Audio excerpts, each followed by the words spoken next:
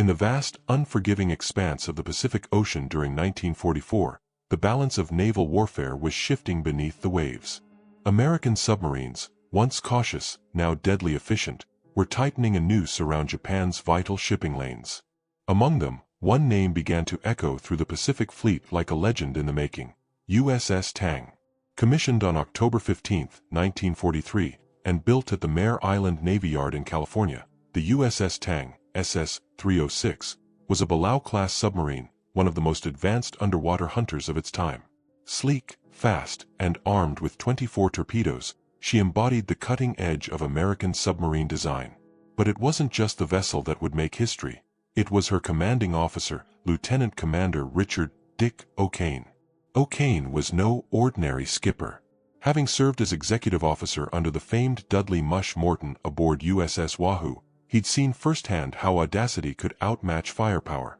Morton's aggressive tactics, attacking on the surface at night, closing distance until danger was almost certain, shaped O'Kane's philosophy. Now, as captain of his own boat, he was ready to push those limits further than anyone dared. From the moment she left Pearl Harbor on her first war patrol in January 1944, the Tang operated with a level of aggression few submarines could match. Her orders were simple yet perilous: disrupt enemy shipping lanes between Truk, Palau, and the Marianas. These were dangerous waters, heavily patrolled by Japanese destroyers and aircraft.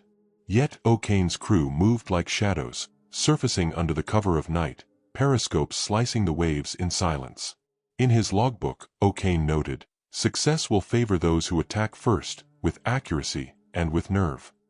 His confidence inspired a crew of 87 men who learned to trust their captain's instincts implicitly. Each torpedo fired from Tang carried not just explosive force, but the precision of a man who understood both the science and psychology of submarine warfare.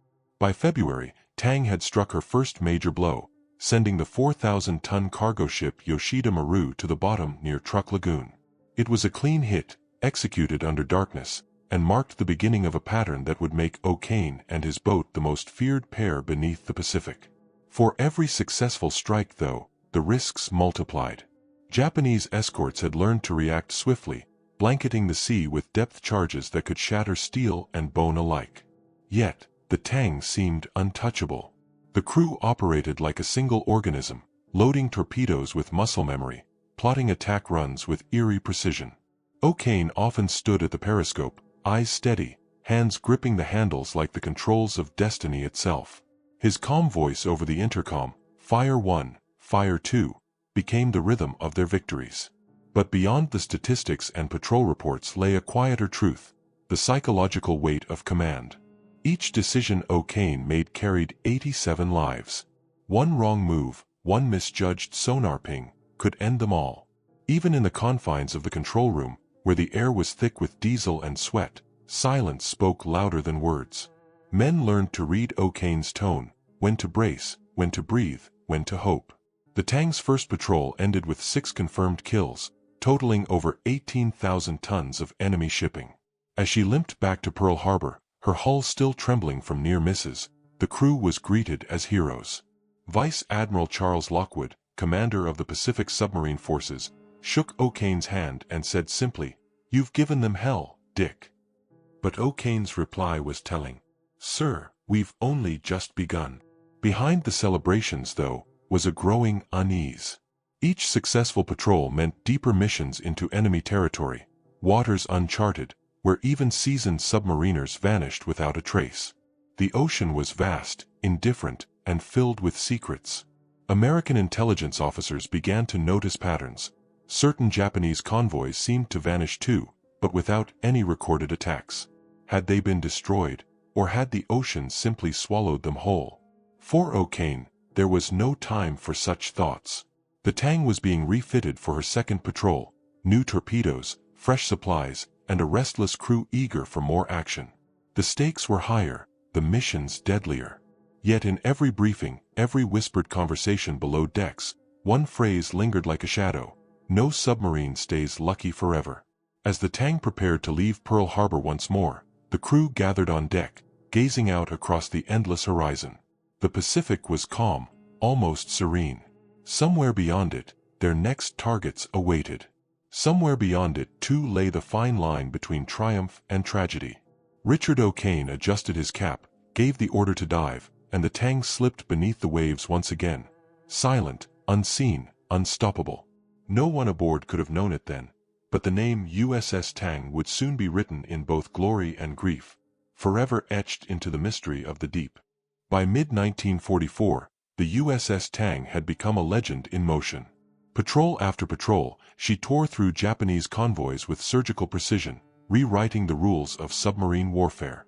Her captain, Lieutenant Commander Richard O'Kane, was now a name whispered with both awe and disbelief across the Pacific Fleet.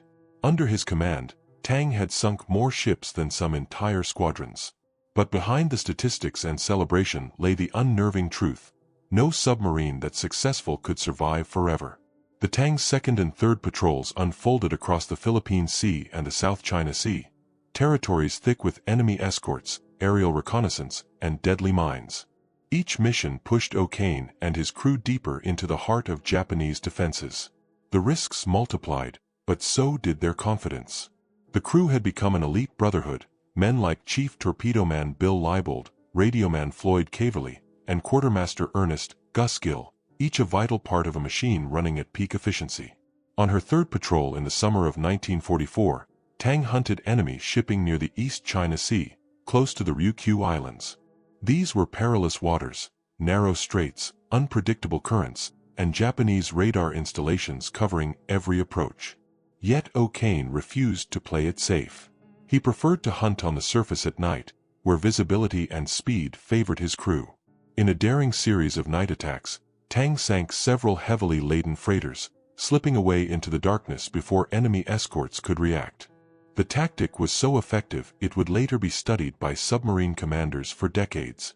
The Navy commended Tang for her audacity and precision, crediting her with over a dozen confirmed kills by mid-year. Admiral Lockwood himself described her as the deadliest submarine afloat.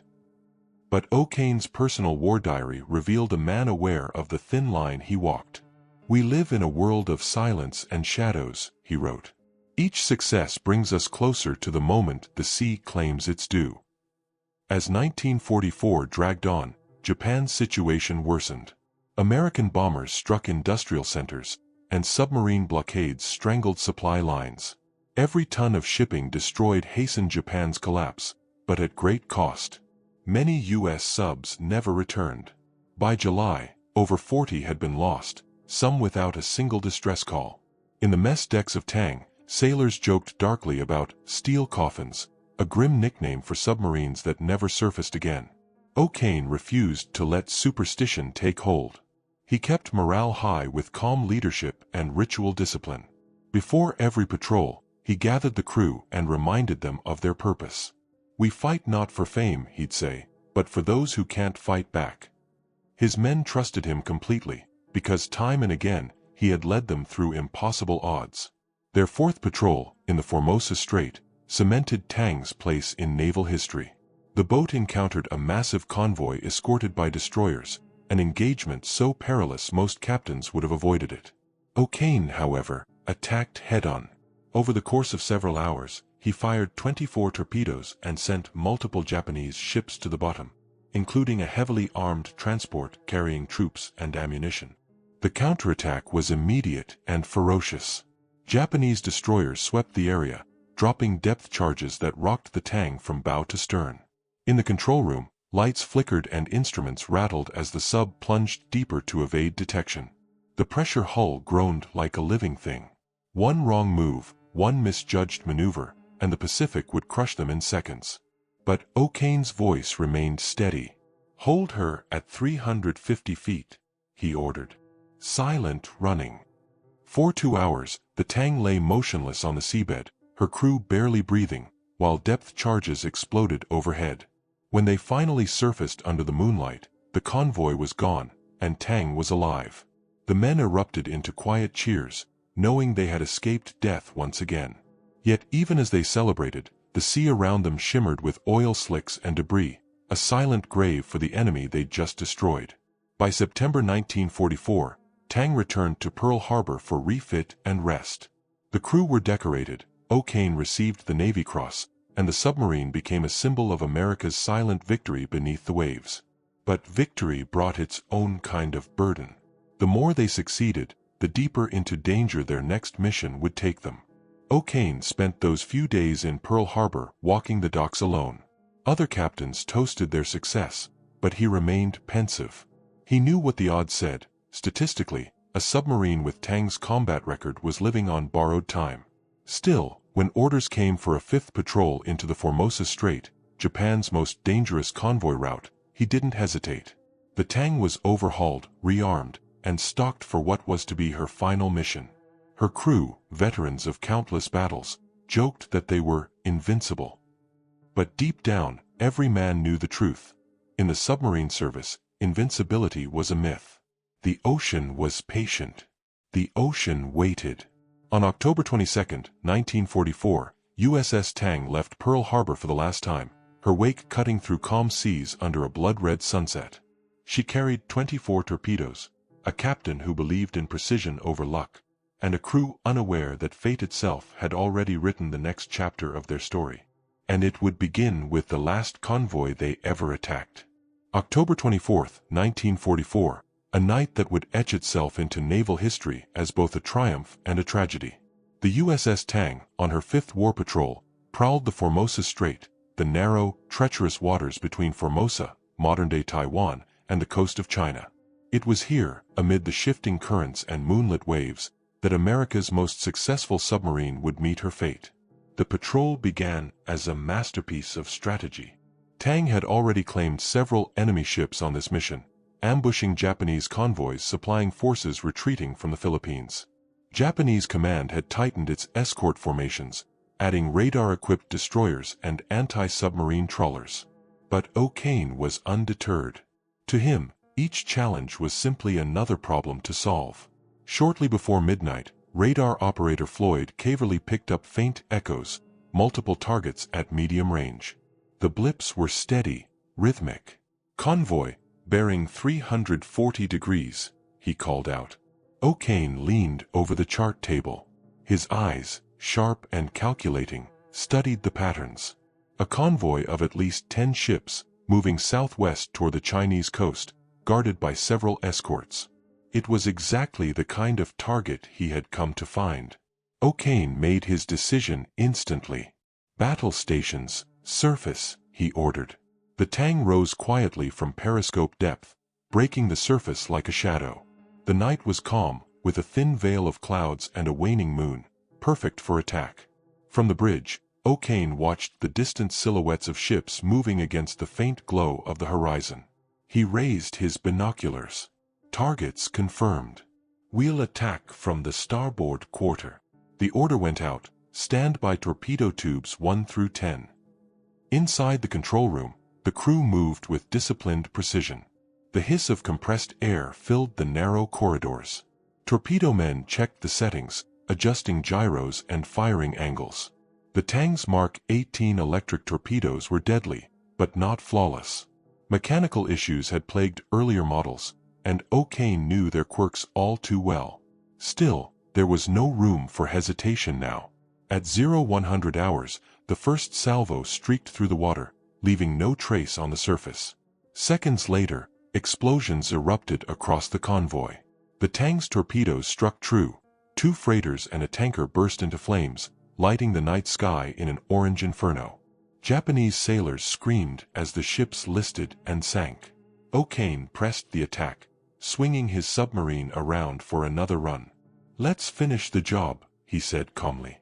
As the Tang weaved between burning wrecks, her radar screen lit up with enemy escorts racing toward them. Searchlights pierced the darkness, sweeping wildly over the waves. The submarine dove, evading the counterattack, and reloaded.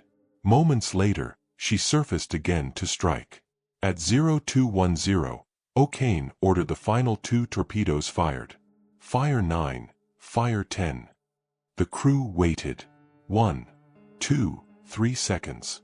Then, a deafening roar, another hit.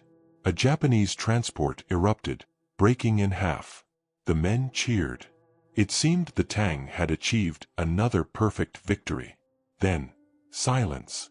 Seconds later, a sudden, sickening realization. The last torpedo hadn't run straight. On the radar scope, Caverly noticed an unexpected echo, a moving object turning back toward them.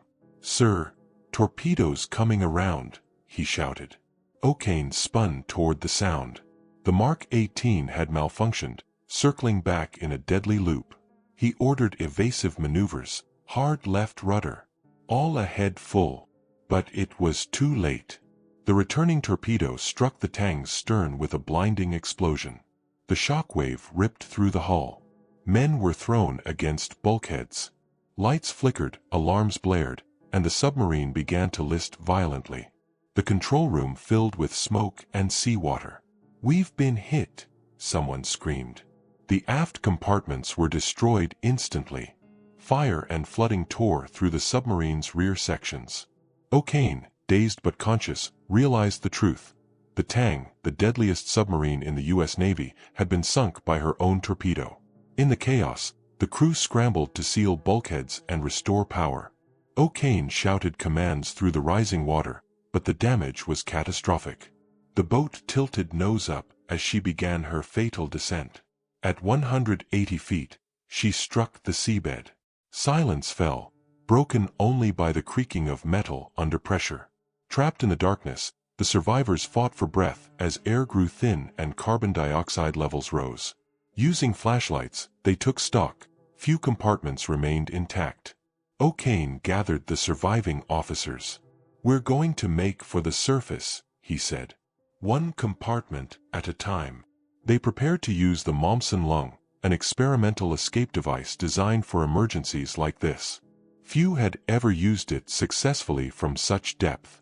O'Kane, methodical even in disaster, ensured each man understood the risks: decompression, drowning, or worse. Yet one by one, sailors strapped on the device, climbed into the escape trunk, and disappeared upward into the Black Sea. O'Kane was the last to go. As he floated toward the surface, the crushing pressure of the deep gave way to cold, open air, and then, capture. Japanese patrols, drawn by the wreckage, pulled the survivors from the water. 9 men in total, including O'Kane himself. The rest, more than 70, remained entombed in their steel grave below. On the surface, flames still flickered from the convoy wrecks. In that eerie light, the reality settled. The Tang's final victory had come at an unimaginable cost. The very weapon that had brought her fame had become her executioner. When dawn rose over the Formosa Strait, the sea was calm again. The smoke drifted away. The ocean, indifferent as ever, swallowed its secret whole. But for those 9 men now bound in Japanese custody, the nightmare was only beginning, and the mystery of what truly happened to the Tang was far from over. The explosion that doomed the USS Tang left the Pacific night in eerie silence. For the crew trapped below, time slowed to a dreadful crawl. The shock of the impact had obliterated the aft compartments, cutting the submarine in half. Those still alive in the control room fought to keep panic from consuming them as icy seawater gushed through ruptured seams. The Tang, once a symbol of precision and control, now lay broken on the seabed, 180 feet below the surface of the Formosa Strait. Commander Richard O'Kane steadied himself amid the chaos. He had survived countless engagements, stared down destroyers, and escaped dozens of depth-charge barrages, but never had he faced the cold certainty of being trapped in his own sinking boat. "We're not finished yet," he told his men, his voice calm, unwavering. Around him, sailors scrambled to seal off flooding compartments, the air thick with diesel fumes and the metallic taste of fear. The men knew the statistics. In wartime submarine service, successful escapes from sunken vessels were almost unheard of. Few ever made it out alive once their boat hit bottom. The Tang survivors had one desperate hope: the Momsen lung, a small breathing device developed by Lieutenant Commander Charles Momsen after the tragic loss of the USS Squalus in 1939. It allowed a man to ascend slowly from depth while exhaling small amounts of air to prevent his lungs from bursting under pressure. It was untested at 180 feet, but it was their only chance. O'Kane organized the survivors into small groups. Only those in the forward compartments had any hope of reaching the escape trunk. The rest of the submarine was flooded or crushed. The The compartment lights flickered dimly, revealing faces pale with exhaustion and disbelief. Radioman Floyd Caverly later recalled, "It wasn't courage so much as a refusal to give up. We followed orders because it was all we had left." O'Kane ordered the men to don their Momsen lungs and line up at the escape hatch. "Steady hands," he said softly. "One at a time. Don't look back." The first man to attempt the ascent vanished into the darkness above. No one knew if he made it. Another followed, and another. Each disappearance into the cold water felt like a coin flipped between life and death. When O'Kane's turn came, he took one last look around the compartment. The submarine's instruments were dark, the familiar hum of machinery gone. The Tang, his command and pride, was now a steel tomb. He pressed his hand against the bulkhead, an unspoken farewell, then climbed into the escape trunk and flooded it. The cold struck like a physical blow as he kicked upward into the blackness. The pressure squeezed his chest, the Momsen lung hissed with each breath. His mind raced with images of the men he'd led, the ships they'd sunk, and the strange irony of his fate, a victim of his own torpedo. As he rose, faint flashes from burning wrecks above shimmered through the water like ghosts of battle. When he finally broke the surface, he gasped the night air, coughing seawater, blinded by the glare of distant flames. Around him, a few others floated, bruised, bleeding, but alive. 9 men in total had escaped the submarine. The rest, over 70 sailors, remained trapped below, their final moments sealed forever in silence. The survivors clung to pieces of debris, whispering prayers as Japanese patrol boats swept the area, drawn by the explosions. Searchlights soon found them. Shouts in Japanese echoed over the water. The survivors were pulled aboard a small enemy vessel, their hands bound and faces struck with rifle butts. O'Kane, still dazed, was dragged onto the deck. A Japanese officer, pistol in hand, demanded to know their identity. "Tang," O'Kane answered simply. "USS Tang." At first, the Japanese refused to believe it. Reports of the Tang's victories had spread throughout the Pacific. To hear that the most successful American submarine had been sunk by her own torpedo seemed impossible. They accused O'Kane of lying, calling him a spy or saboteur. But the evidence was undeniable. The Japanese officers who had watched the battle from their burning convoy had seen the final torpedo's fatal turn. The 9 captured sailors were transferred to the shore and imprisoned at Takao, modern-day Kaohsiung, Taiwan, before being sent to the Ofuna Naval Interrogation Center near Yokohama. Ofuna was infamous among Allied prisoners. No Red Cross oversight, no records, and no mercy. Prisoners were beaten, starved, and interrogated endlessly for information they rarely possessed. The Tang's crew, exhausted and grieving, now faced a different kind of war, one fought in darkness and silence. O'Kane endured weeks of interrogation. Japanese officers demanded to know the Tang's tactics, its radar systems, and the secret to its success. He refused to divulge operational details, often replying with half-truths or silence. One interrogator, frustrated by his defiance, struck him across the face and shouted, "You Americans think you cannot be defeated." O'Kane, blood trickling from his lip, answered quietly, "We already won." Months passed in captivity.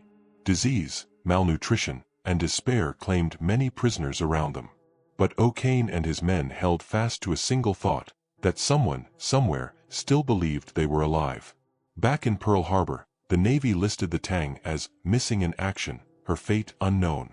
Families received telegrams with the dreaded phrase, "Presumed lost with all hands." For the men who survived, that line would haunt them. They were alive, but buried in silence. As 1945 dawned, the tides of war turned decisively against Japan. Allied forces closed in from all directions, and the Empire's once mighty navy lay in ruins. Deep inside their prison compound, O'Kane and his crew clung to whispers of approaching victory, rumors carried by new captives, hints of American bombers overhead. Hope flickered like a dying candle. But as liberation drew near, the surviving men of the Tang would face one final test, enduring long enough to tell the world the truth about what had happened in those final, fateful moments beneath the Formosa Strait. And when they finally emerged, Their story would challenge everything the Navy thought it knew about the limits of courage, fate, and the unforgiving sea. By the time the surviving crew of the USS Tang reached mainland Japan, their ordeal had only just begun. Transported under guard from Taiwan to the Ofuna Naval Interrogation Center near Yokohama, they entered one of the most secretive and feared prison facilities in the Japanese Empire. Ofuna wasn't a standard POW camp. It was a place of silence and shadows, where Allied prisoners were held without record, without rights, and often without hope. For Commander Richard O'Kane, the man who had led his crew through 5 victorious war patrols, captivity was a new kind of battlefield. The Japanese guards referred to the prisoners by numbers, not names. The men were forced to sit motionless for hours, forbidden to speak, and punished for even the smallest infractions. Beatings were routine. Food came in small bowls of rice and watery soup, barely enough to sustain them through the bitter winter months of 1944. Yet amid the cruelty, O'Kane's leadership endured. He had guided his men through terror and tragedy in the depths of the ocean. Now he led them through a different kind of darkness. Whispered prayers passed between them when guards were not watching. When one man faltered, another steadied him. In his diary, written after the war, O'Kane would recall, "We were sailors without a ship, but not without purpose. Our war was survival, and dignity was our weapon." Interrogations began soon after their arrival. Japanese intelligence officers demanded detailed information about American submarine tactics, radar technology, and torpedo systems. O'Kane, still recovering from injuries sustained in the explosion, was questioned repeatedly. When pressed about the Tang's torpedo failures, he answered with careful honesty, acknowledging that the Mark 18s had been prone to malfunction, but refusing to reveal operational protocols. The irony was not lost on him. The same flawed torpedo that had betrayed them was now a weapon in his interrogator's hands. One officer, skeptical of O'Kane's account, accused him of fabricating the story. "You lie," the man sneered. "No submarine could destroy so many ships alone." O'Kane met his gaze. "The records will speak for themselves," he said quietly, "if any of us live to tell them." Meanwhile, across the Pacific, the U.S. Navy struggled to piece together what had happened to the Tang. In Pearl Harbor, Admiral Charles Lockwood received word that the submarine had failed to report in. For weeks, no radio transmissions came. Search operations turned up nothing. With no survivors or wreckage confirmed, the Navy declared Tang missing in action. Families were notified in solemn telegrams. "The Navy Department deeply regrets to inform you that your husband is missing following action in the service of his country." The words offered no closure, only grief. What no one in the United States yet knew was that 9 men from the Tang were alive, enduring unimaginable hardship behind enemy lines. Their existence remained a secret, unrecorded, unacknowledged, and unknown to even the Red Cross. Months turned into nearly a year of captivity. They watched new prisoners arrive, downed airmen from the bombing of Tokyo, survivors from other sunken ships, each bringing word of a war that was slowly but surely turning in the Allies' favor. In early 1945, as U.S. forces advanced through the Philippines and bombers struck the Japanese home islands, the prisoners at Ofuna began to hear distant explosions echoing across the countryside. "It was the sound of deliverance," one survivor later recalled. "Every rumble meant we might live to see home again." Still, survival was far from guaranteed. Disease spread through the camp. Food grew scarcer. Some prisoners were transferred to labor camps in Yokohama, forced to work in dockyards under the constant threat of air raids. The Tang survivors, weakened but unbroken, clung to the hope that the world hadn't forgotten them. In August 1945, that hope became reality. The atomic bombings of Hiroshima and Nagasaki brought Japan to its knees. Emperor Hirohito's voice, heard over radio for the first time in history, announced Japan's surrender. For the first time in nearly a year, the gates of Ofuna opened, and Allied soldiers stepped inside not as captives, but as liberators. When U.S. forces arrived at the camp, they found emaciated prisoners, skeletal, sunburned, and barely able to stand. Among them was Commander O'Kane, his once crisp uniform reduced to rags, his body weakened but his spirit unbroken. As he was led out through the gates, he turned to salute the men who hadn't made it. Later, he would say, "We didn't escape the sea to forget them." Back in Pearl Harbor, the news of their survival stunned the Navy. 4 months, O'Kane and his men had been presumed dead. Now, their testimonies revealed the truth of the Tang's final hours, how a single torpedo malfunction had doomed the most successful submarine in U.S. history. The Navy's Bureau of Ordnance launched a full investigation into the Mark 18 torpedo, uncovering design flaws that had long been suspected but never proven. For the families of the lost crewmen, the revelation brought a bittersweet closure. The Tang's wreck still lay undiscovered, somewhere on the seabed of the Formosa Strait.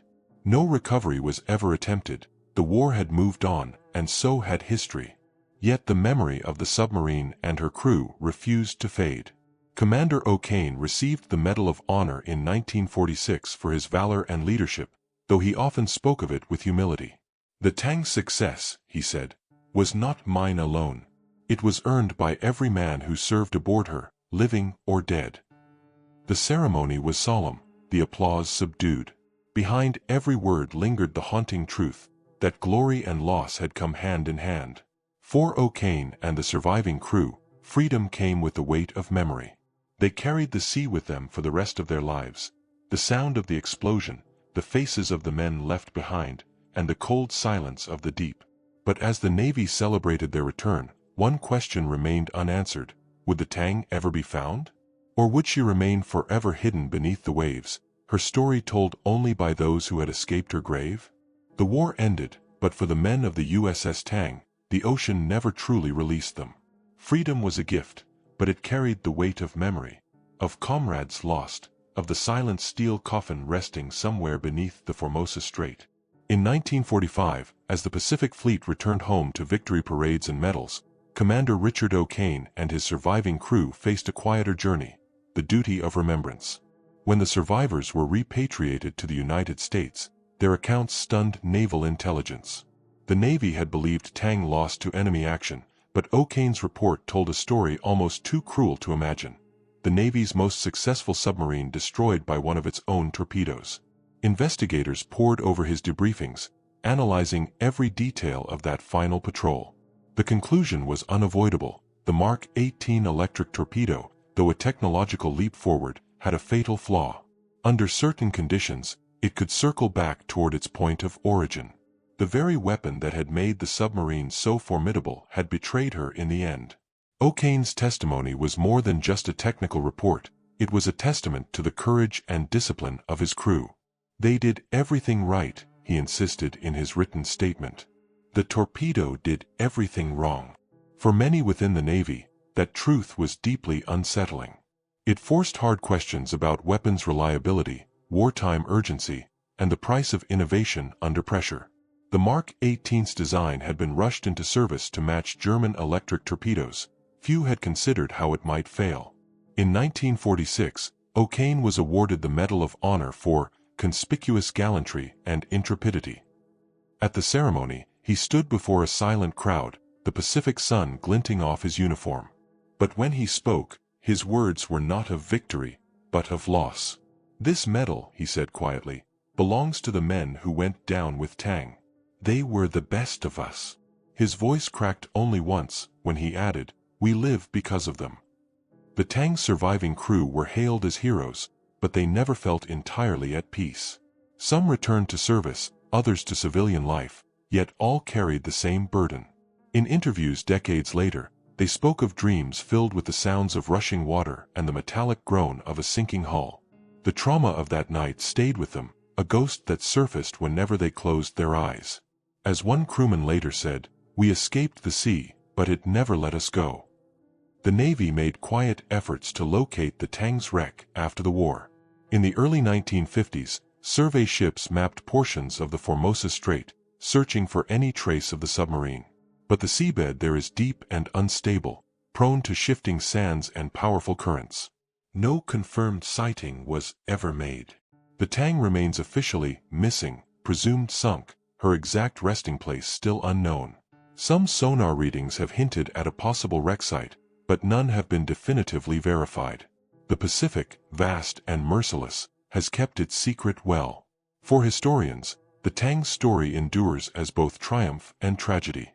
Her record remains unmatched: 33 enemy ships sunk across 5 patrols, totaling more than 116,000 tons. She struck harder and faster than any other American submarine of the Second World War. Yet her loss, self-inflicted by mechanical failure, stands as a grim reminder of the fine line between mastery and misfortune in war.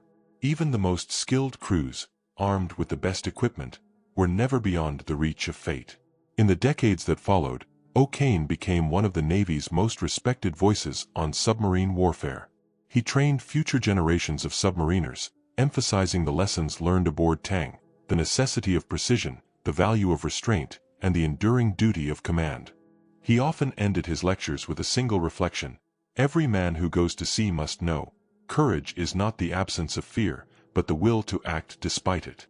His students listened in silence, many unaware that they were hearing the words of a man who had lived through one of the most extraordinary naval stories ever told. O'Kane retired from active duty in 1957, but continued to write and speak about the war until his death in 1994. When asked near the end of his life if he ever wished the Tang had been found, he paused for a long moment before replying, "No. Some ships belong to the deep. That's where she earned her name." Today, the Tang's memory is honored at the USS Beaufort Submarine Museum and Park in Pearl Harbor. Her story is told not as a tale of failure, but of valor, of men who pushed the boundaries of what was possible beneath the sea. Visitors can read the names of her lost crew, etched in bronze, and stand in silence before a simple inscription: "They gave their all beneath the waves." And still, the mystery lingers. Somewhere in the silt and silence of the Formosa Strait, the Tang rests, her hull corroded, her secret sealed, her crew forever on patrol. Each sonar sweep that passes over that stretch of ocean might touch her shadow, each diver who descends might be closer than they know. But until the day she is found, the Tang remains what she was in life and in legend: a symbol of courage, sacrifice, and the cruel irony of war. For those who survived her, and for those who never surfaced, the message endures: the ocean gives glory, and it takes it back without warning. The USS Tang's legacy is not only in the record books but in the quiet, enduring question she leaves behind. How could the greatest hunter in the Pacific become its final prey?